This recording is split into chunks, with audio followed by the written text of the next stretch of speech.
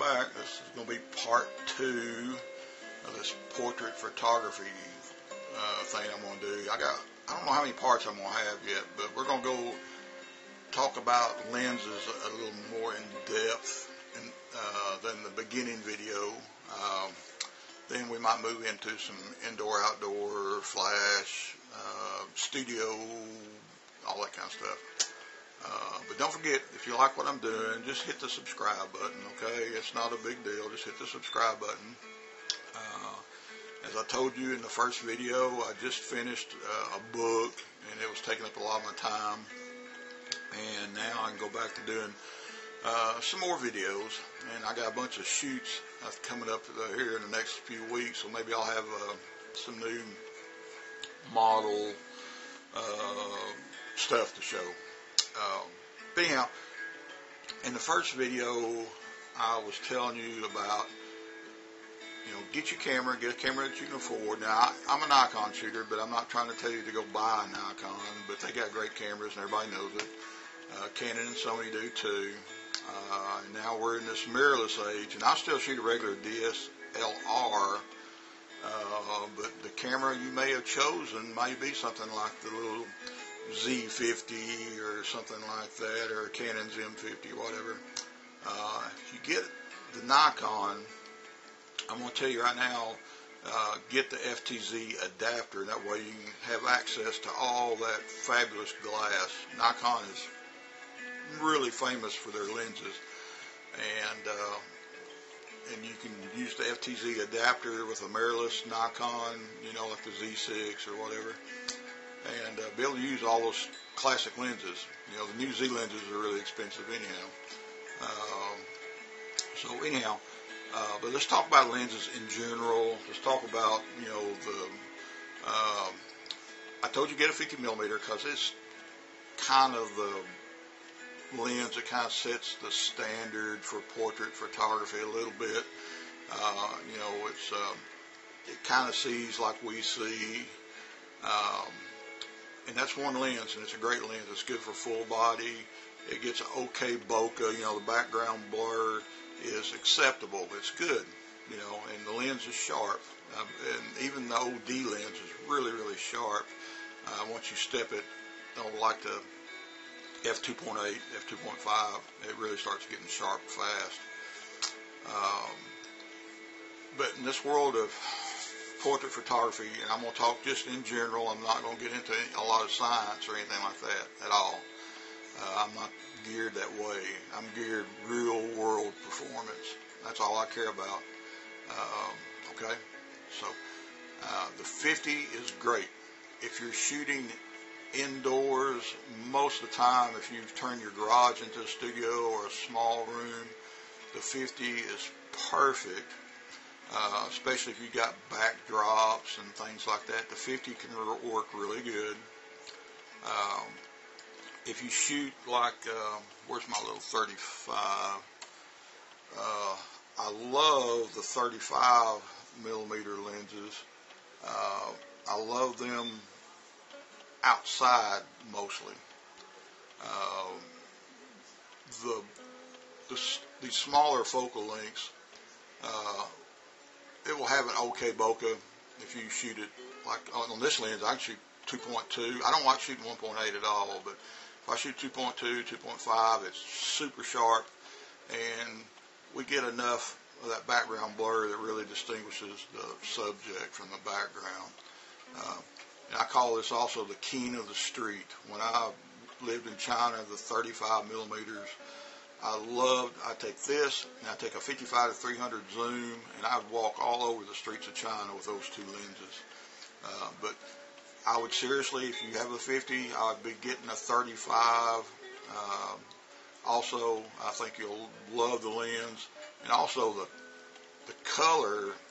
The prime lenses, guys, prime lenses usually yield really, really good color rendition. And that's one thing I really like about them over some of the zooms. But anyhow, 35mm is a good lens to put in your portrait bag. And 35mm is also kind of where the term wide starts. When it comes to lenses, if you go any wider than 35, you're technically are a wide angle lens. And I do some wide angle stuff. I have a 12 to 28 Tokina lens that I really love. It's an f4 lens. Even though it's not known for bokeh or anything like that, the background blur, but it's really great for environmental portraits or getting it up really close. Maybe you have a model at the front of a car, but you don't get the whole length of a car. Ultra wides work really good for stuff like that. But not you if you're an incoming amateur portrait photographer, you don't always need an ultra wide, but stylistically it's always good to have one. And I'm not telling you to go out and buy $2,000 worth of lenses right now, but I'm just trying to tell you a little bit, okay? All right. My favorite, remember I shoot DX crop sensor bodies professionally. I've never needed a full frame, but all these lenses work good on either camera. When it comes to Nikon, the F-mount, and they all work good. And some people say, oh, well, my 85 millimeter is actually 127 millimeter on a DX. It's like, perfect. That is perfect for me most of the time. I probably use, and this is the 85 1.8G lens. It's a legend type lens. They make a 1.4, but really all a 1.4 does is give you fuzzier ears faster. Because those lenses they're soft wide open to me. All these lenses like this, and this 85 millimeter is no difference. If I'm clicking, if I'm shooting a subject with this 85 millimeter, I immediately, the minute it hits f2.5, I see the sharpness jump. And I want clear, pristine, sharp pictures. So I never really shoot wide open unless I'm really, really close to a model's head or something like that. There's just, like I said in the last video, 1.8, most times you're going to have this. When you start moving to f2.8, you're going to be getting everything else starts getting in focus back here to about the ears. Then if you shoot like f4, usually the whole head will be crystal clear and sharp, and that's the way it works. And I want those pictures to be really good. Then I know I'm editing good, clear pictures when I get to post-production.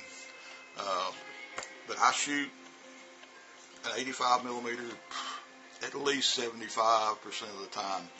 If I'm walking around outside, especially if I'm using on-camera flash, and I use a lot of on-camera flash because most of my shoots are outside and we're walking, then I'll usually have another camera, have somebody, usually my client may be helping me carry another camera, and maybe have a 70 to 200, depending on what I'm shooting. But we'll talk about that here in just a second.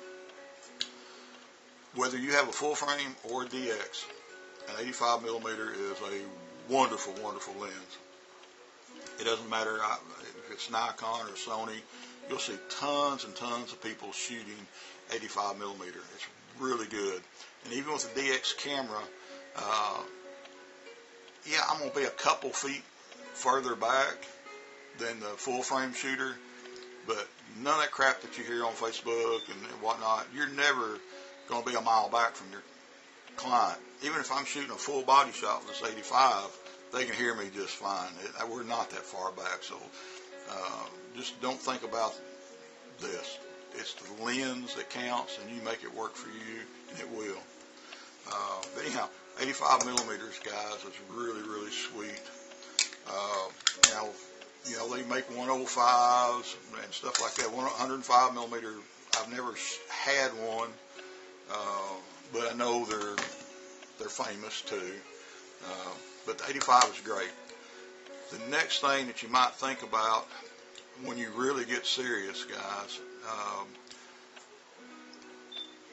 most full frame shooters everywhere, they get a 24 to 70 f2.8 which is, they're expensive too. 24 to 70s for some reason are really, really expensive. Then they have a 70 to 200. The 70 to 200 is the workhorse for lots and lots of photographers, but they are expensive. This here is the original Sigma. It's the last version before this new, the new one come out. 7200 is f2.8, and it's fantastic at f2.8. If you decide that you want a lens like this, and they're okay indoors, shooting at 70 and 80, you know, your focal length, but they can be really limiting too. But outdoors, it's wide open. If you get a lens like this, I would use it with off-camera flash. I'm really big with flash. Most of these lenses are just fine too, you know, ambient light. If you got good lighting, all those lenses work just fine. But I'm just trying to help you as a growing portrait artist. What do you really, really need? If you got, this lens was about $1,300 US when I bought it.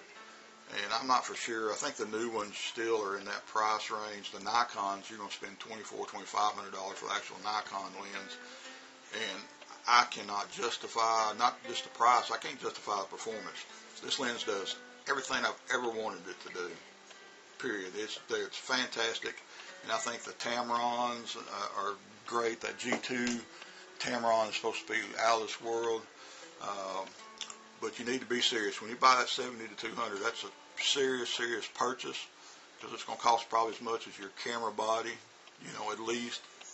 And so you need to be prepared for that. And they're heavy. They're also heavy.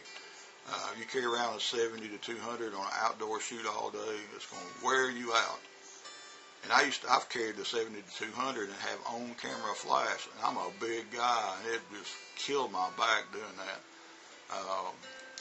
But getting started, get your camera. You started out with your 50 millimeter. If you start shooting outside a lot, you'll like the 35, even though you're not going to be blowing the background out like you will with these others. You know, the 85 millimeter, you can get a good bokeh. You know, if you're shooting just like I am here in this camera, you know, if you shoot the same shot, if you frame it, all your shots, just like you see me right now, the longer focal length will blur the background out more. It doesn't matter what's in the background. If you do the exact same framing, you'll see a big difference between like an ultra wide and a 35 and your 50. Your 50 is going to be fine, but what I'm saying is if you want to completely obliterate the background, the longer focal lengths will do that, as long if you're framing everything the same way. And so when I go out on a shoot, we'll shut this video down here in a second. This part 2 is longer than part 1. But if you, when I go out on a shoot, I usually have one of my cameras with some on-camera flash. I use Magmod, usually the Magmod Grid or the Spear. Then on my other camera, I have it set up for off-camera flash, and I have another Magmod. I have a flash on my flash stand here, you know, and I'll shoot my 70 to 200, and I'll shoot it off camera. And when I want to get those portraits, the part of my session that I need the classic portrait, and I mean totally wipe out the background, I'll use my 70 to 200, and I'll usually shoot a focal range of 150 to 200 at f2.8. And when you do that, there's going to be nothing left of your background. So that's what you got to look forward to. So number one, you got to decide what you need.